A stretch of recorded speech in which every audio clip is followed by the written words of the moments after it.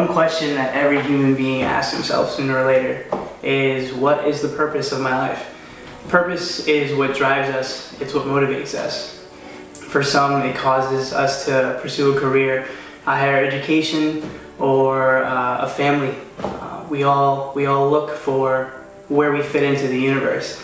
But even deeper than this is the basic need for satisfaction, which is where our need for purpose comes from.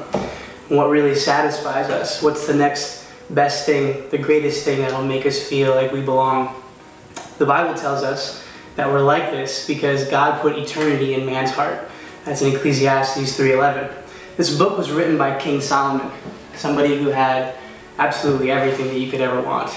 In another passage, he later wrote that after everything he'd done, his conclusion was that everything is vanity, vanity of vanities.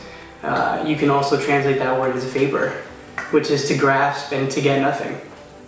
And so what we find is that the reason for this feeling is that we try to fill this eternal longing with temporary things, which just won't do it.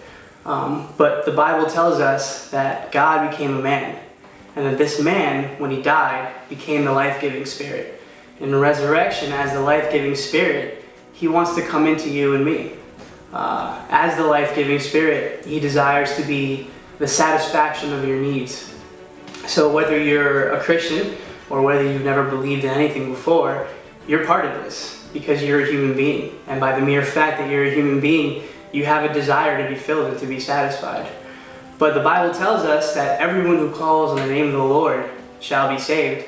In another verse, it even says everyone who calls on his name, he's rich to. He's rich to everyone who calls on his name. And so his name is Jesus.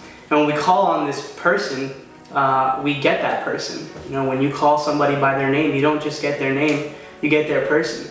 And so the meaning of our human lives is just to have God fill us as our content, to have something eternal fill that eternal longing. And so today, you can just touch this reality by just calling on the name of the Lord. You don't have to take my word for it. You can just open up your being, call on the name of Jesus, and finally feel satisfied like you never have before.